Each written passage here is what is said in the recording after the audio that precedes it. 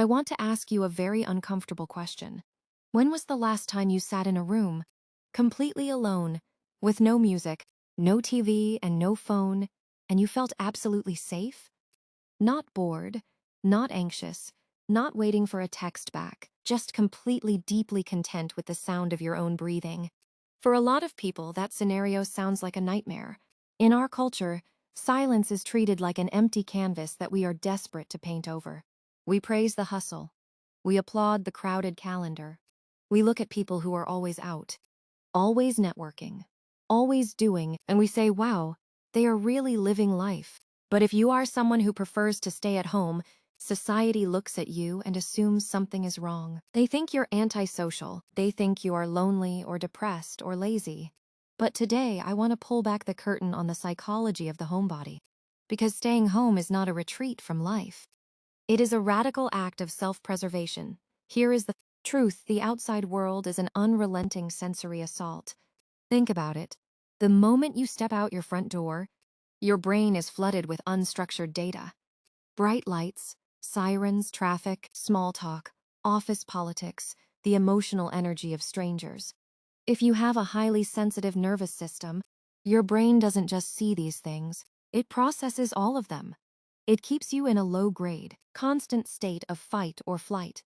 You're always scanning for danger, always adjusting your mask to fit in.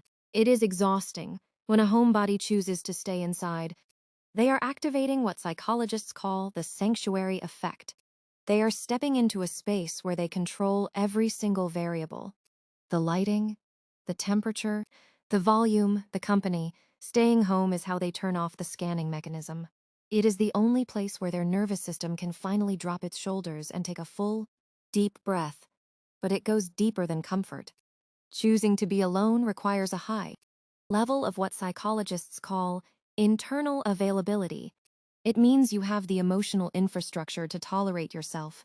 Think about the people who fill every night with parties, events, and noise. Often, they aren't running toward connection. They are running away from the quiet.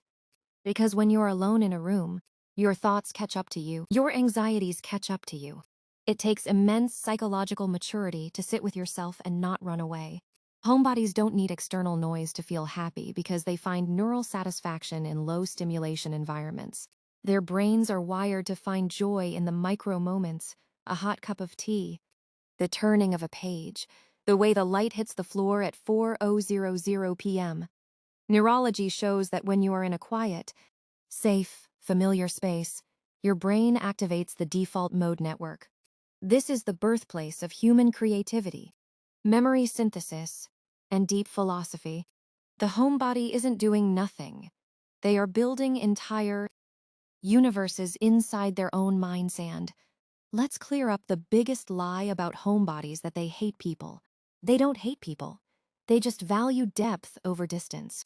An extrovert might feel energized by a room of 50 casual acquaintances. A homebody finds that incredibly shallow. They don't want a massive network. They want a trusted anchor. They save their finite energy for 2 or 3 core humans.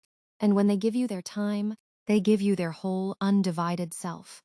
They trade small talk for soul talk. Now, we must be honest. There is a dark side. We have to check our motivation. If you stay home because you love your peace, it is nourishment. If you stay home because you're terrified of judgment or failure, it is avoidance. And avoidance shrinks your world. But for the millions of people who just genuinely love their 4 walls, stop apologizing the next time Friday night rolls around and someone asks you